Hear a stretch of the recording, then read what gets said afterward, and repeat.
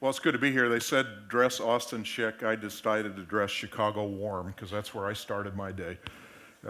Anyway, well, it's really great to be here. I really appreciate the partnership with Amir and his team. Our company celebrated our 100th birthday last year, and I talk about how aerospace is changing and how it's still growing.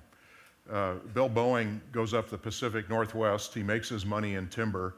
He sees an airplane fly, is fascinated by it, and says, I think I can build one better, and here we are 100 years later. Well, what's happening in the industry now? You have people that have made their money in other venues who are fascinated by either going to Mars or putting things on orbit or space tourism, and they're disrupting our industry. So our question is, how are we going to be a startup again? It's just starting up in our second century. And the big part of that is going to be our partnership with Spark Cognition and what AI is going to mean not only to our products, but to our business in our company. Aerospace is growing. I mean, so many times people think, and with decision makers in Washington, D.C., we have to convince them that aerospace is still a growing industry. I'll spend a lot of time today talking about our commercial airplane business and what AI is going to mean for aviation in that sector. But obviously, it's going to have a significant impact on our defense products as well. But our estimates are over the next 20 years, there's going to be a need for over 40,000 commercial airplanes. World air travel has always exceeded world GDP growth by about 2 points, and that has persisted over several decades. So as economies continue to grow and a rising middle class happens out globally, not just within the United States, people are going to need to travel for work, they're going to want to travel for leisure, and that demand is going to continue to grow. When you look at air cargo, only 1% of the total tonnage of cargo that moves around the world is taken by air, but that 1% represents 35% of the value of what's shipped. It makes sense in a competitive world. We're controlling inventory. We want just-in-time delivery. So, needless to say, there's a lot of headroom to grow yet. And if you saw Dennis Muhlenberg, our CEO, his interview with Kramer last week on Mad Money, Dennis talked about only 20% of the world's population have ever flown on a commercial jetliner. So there is a lot of headroom to grow. And that's what's exciting about as aerospace goes into its next century, and as our company goes into its next century as to what that future might look like. So I'll spend a little time today talking about at least what I think that future could be, some of the forces that are pushing us certain directions, some of the technologies that are pulling us certain directions, and then the challenge to you all working in this field of artificial intelligence and what that means for aviation and for aerospace.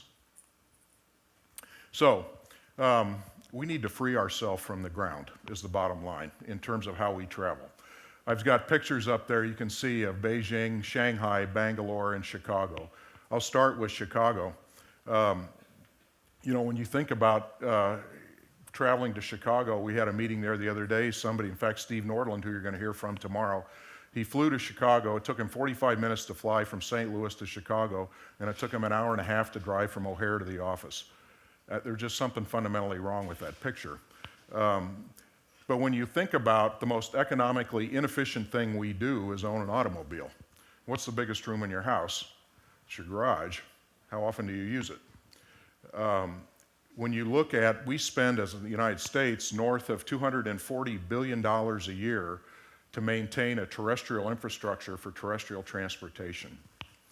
A lot of that goes toward highways and roads. When you think about, as Americans, we're going to drive over 3 trillion miles in a year, and we'll have over 35,000 people die on the roads. Now, so presenting a problem. When you look at countries around the world, we just expanded our office in Bangalore. We had a government official say, you know, would you guys build us a flying rickshaw? Now, if you think about that, and you've been on the streets of Bangalore, you get at what he's asking for. It's a little scary to think about all those vehicles, you know, up in the air, but they don't want to build more roads. If you put yourself as a leader of a developing economy and you say, do I want to invest the trillions of dollars needed for something that is inherently so economically inefficient? And I'd rather not have to do that if I don't have to, if there's an alternative. And oh, by the way, let's talk about carbon footprint. Those 3 countries represented on that graph are the top, or in the top 5 of carbon footprint right now in the world. So there's a lot of societal pressures that are coming to bear to say we need to free ourselves from terrestrial transportation. We need to get people off the ground and get them to where they need to go in another form of transportation. So what are going to be societal pressures now? Convergence of technologies. I've said, and it's an overgeneralization meant to be provocative, but I said the first century of aerospace has been defined by aerodynamicists, and the second century is going to be defined by mathematicians and chemists. And why do I say that? Because it's all going to be about algorithms, data, and materials as we go into this second century. So Steve Nordland from our Horizon X team that is helping lead us into this new future will be with you tomorrow. But the areas that Horizon X is interested in are in those areas I've highlighted there: sensors, software, and algorithms, and then chemicals and materials. So whether it's around autonomy, connectivity, or artificial intelligence and machine learning, those are going to be the enabling technologies for this new world of air travel we're about ready to enter into. And then on the materials side, it's going to be about energy and advanced materials and advanced manufacturing. I tell people, I said, we invest more in how to build the airplane than in the airplane itself. And aerospace manufacturing is undergoing a renaissance as well. Materials are continuing to advance. We're seeing that come into our factories. Many of these technologies are finding their way into our factories today and will be even more prevalent as we move forward. But I really believe at this point, these technologies are coming together at a unique time. And then with the pressures, societal pressures that are happening, that this is going to be the entrance into a new golden age in aerospace. And I think we stand on the verge of that.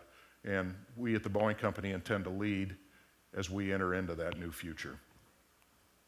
So what's this going to mean for urban air mobility, we call it?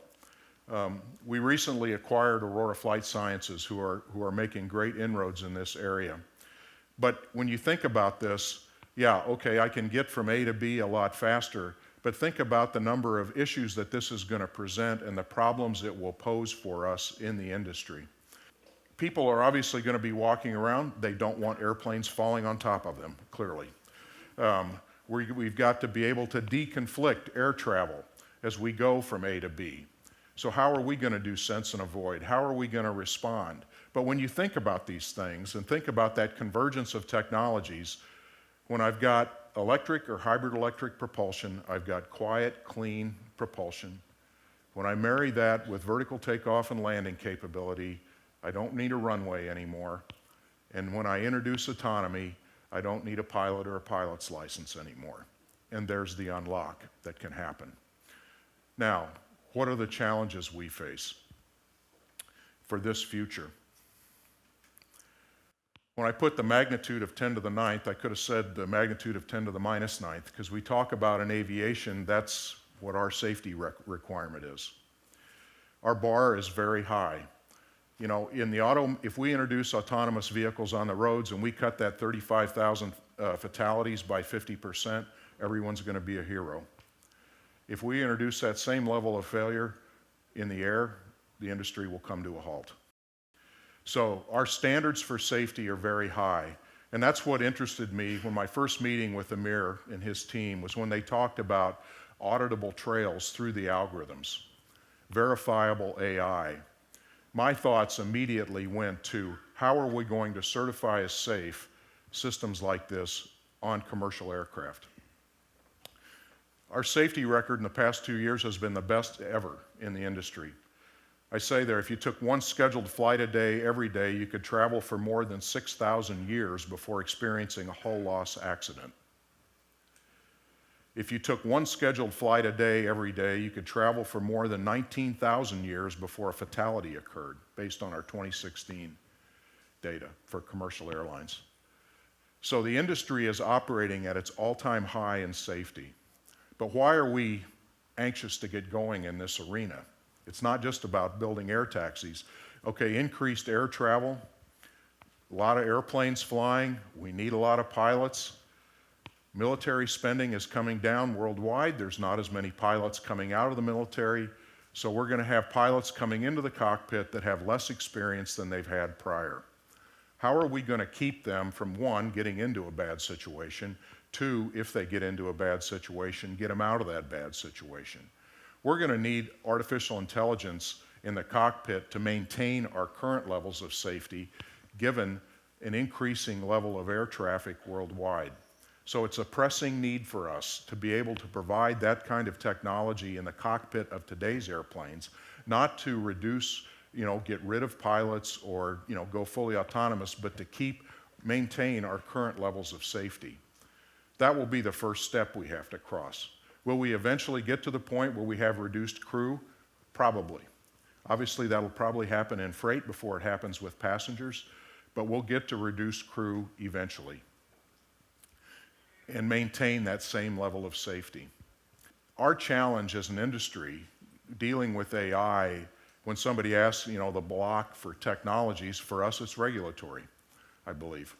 Because we have to walk through with our regulating agencies how we're going to actually say these systems are going to be safe to use at the same levels of safety that are producing these results today.